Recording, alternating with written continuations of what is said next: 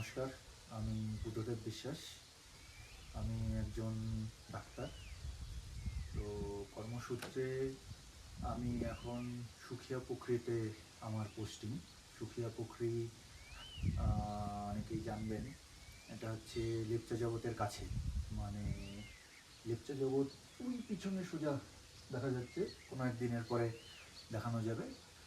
লেপচা জগৎ এইদিকে হচ্ছে কাশিয়ান, পিছনের দিকটায় সোনাদা। এরকম একটা জায়গায় সুখিয়া পুখরী, সেখানে আমার পোস্টিং। প্রচণ্ড ঠান্ডা এখন। আজকে এই মের 2 তারিখ, খুব নিচে তো খুব গরম, এখানে খুবই ঠান্ডা। তো যেই হোক, ঠান্ডা গরম নিয়ে ব্যাপার না। ব্যাপার হচ্ছে এখানে অনেক দিন ধরে কাজের জন্য থাকায় বেশ কিছু অভিজ্ঞতা, বিভিন্ন কিছু শেখা, অনেক কিছু, অনেক পাহাড় সম্বন্ধে নতুনভাবে পাহাড়টাকে জানা। তো এখন ভাবলাম যে দেখি কিছু কিছু জিনিস যদি এখানকার যে অভিজ্ঞতা, এগুলো যদি শেয়ার করা যায়। অনেক অদ্ভুত বিচিত্র জিনিস, অনেক কিছু। পাহাড়ে তো আমরা সবাই ঘুরতে আসি, ঘুরতে আসা একরকম। আমিও কলেজ লাইফে এখানে এসেছি, ঘুরে গেছি। আর এখানে থাকা কন্টিনিউ, এটা আলাদা একটা আর কি টেস্ট। তো যেই হোক, এখন ভাবছি তার কিছু কিছু যদি এরকমভাবে তুলে ধরা যায়, এবং কিছু কিছু শেখার জিনিসও আছে।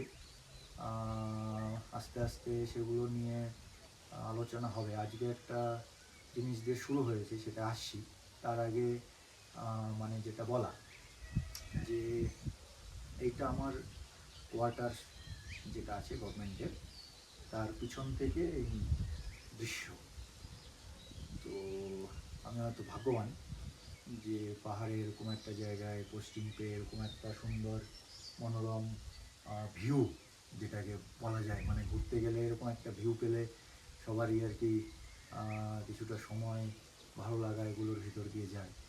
তো এখন সেরকম একটা জায়গায় এরকমভাবে পোস্টিং পাওয়া, থাকতে পারা, এটা একটা অদ্ভুত একটা মানে ভালো লাগার ব্যাপার।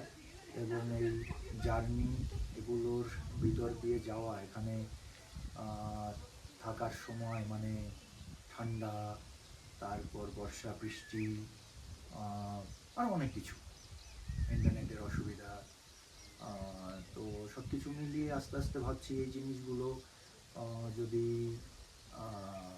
মানে কি বলা যায়, এরকমভাবে ছোট ছোট ভিডিও করে আর কি তুলে ধরবো ভাবছি। তো এখন যে সেগুলোর সাথে কিছু এখানকার হয়তো জানার কিছু জিনিস, এখানকার কিছু শেখার হয়তো জিনিস। এখানেও যে বললাম ঘুরতে আসা একরকম, আর থাকা মানে থেকে পাহাড় সম্বন্ধে জানা, এখানকার মানুষজন, আমাদের এখানে কীরকম সভ্যতা, সংস্কৃতি, এই সব জিনিস, বিভিন্ন জিনিস নিয়ে আস্তে আস্তে ভাবছি একটা আলোচনা যদি করা যায়। তো তার আগে কাজের, বললাম একটা কাজের জিনিস। আজকে সান্দাকফুতে একটা, ওখানে গিয়ে ওখানকার টংলুর আমাদের ফরেস্টের রেঞ্জার সাহেবের সাথে কথাবার্তা বলে কিছু মানে ধরুন কথাবার্তা যেগুলো তুলে ধরা হয়েছে, একটা শিক্ষণীয় আর কি। মানে সান্দাকফু তো অনেকেই ঘুরতে যান, ওখানকার ওটা তো ন্যাশনাল রিজার্ভ। তো সেইটাই কি করণীয়, কি না করণীয়, কি করলে ভালো হয়। এবং ওখানে একটা স্যালামান্ডার লেক আছে, অনেক হয়তো জানেন না, সান্দাকফু ঘুরতে যাওয়ার পথে। এবং স্যালামান্ডার কি কি তার ব্যাপার স্যাপার সব কিছু ওখানে আছে একটা ভিডিওতে আমাদের রেঞ্জার সাহেবের। আর একটা ভিডিওতে আমি আলোচনা করেছি যে ওখানে তো এই হাই অল্টিটিউড সিকনেস নিয়ে বেশ কিছু অসুবিধা হয়েছে। হসপিটালে এরকম কিছু পেশেন্ট এসছে এবং খুব খারাপ ঘটনা কয়েকটা তার হয়েছে। এখন সেই সব নিয়ে কিছু সতর্কতামূলক কথাবার্তা ওখানে বলেছি। এবং অদ্ভুতভাবে ওখানে একটা মানে ধরুন ফিজিক্স এবং ডাক্তারি মিলিয়ে একটা ভুল আমি বলেছি। তো ভুলটা মানে ভিডিওটির যে উদ্দেশ্য বা আসল যে তার বার্তা, সেটার সাথে ওর কোনো দ্বন্দ্ব নেই, কিন্তু তারপরেও এটা আর কি মানে কি বলা যায়, বাঞ্ছনীয় নয় জিনিসটা, এবং একটু বড়সড়ই। তো ভিডিওটি দেখে কেউ যদি সেই ভুলটি নিচে কমেন্ট করে বলে দিতে পারেন, তাহলে তার জন্য একটা ভাবছি একটা মানে সুযোগ সুবিধার ব্যবস্থা যদি করে দেওয়া যায়। কীরকম?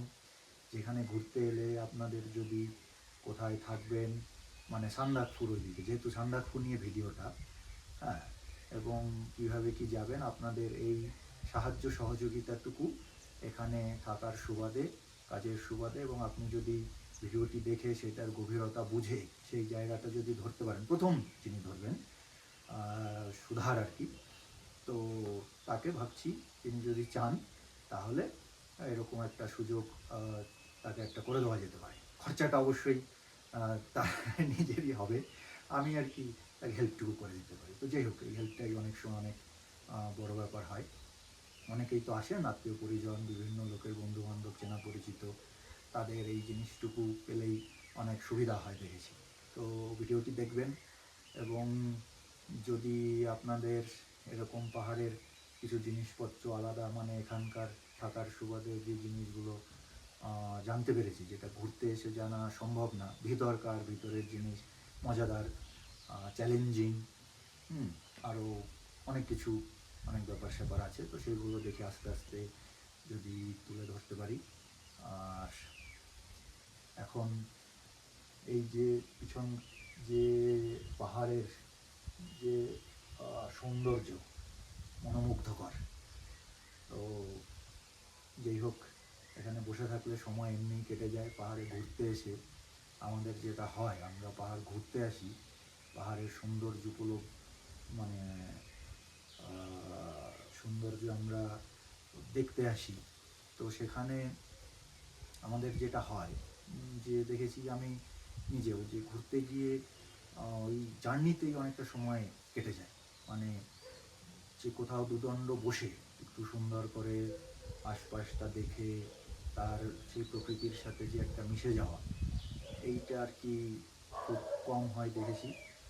তো এখানে এরকমভাবে পাহাড় দেখতে পাওয়া, এরকম তার সান্নিধ্যে আসা, এটা একটা মানে নিজেকে খুব মনে হয় যে ভাগ্যবান আর কি। তো যাই হোক, আপনাদের কাছেও এই একটু আশা থাকবে যে আপনারা পাহাড়ে ঘুরতে এলে একটু সময় করে একটা সুন্দর নিরিবিলি জায়গা দেখে, মানে নয়েজ সৃষ্টি না করে বসে প্রকৃতির সাথে একটু মিশে যাওয়ার চেষ্টা করবেন, খুব ভালো লাগবে। পাহাড়ের এই যে পাখির শব্দ, একটা হাওয়ার শব্দ, আরও অনেক কিছু, এগুলো খুব ভালো লাগে আর কি, যার জন্যই সবাই পাহাড়ে ঘুরতে আসেন। তো আপাতত এইটুকুই, পরবর্তীতে দেখা যাক যে আরও কিছু যদি এই জিনিসটা এগোনো যায়। নমস্কার।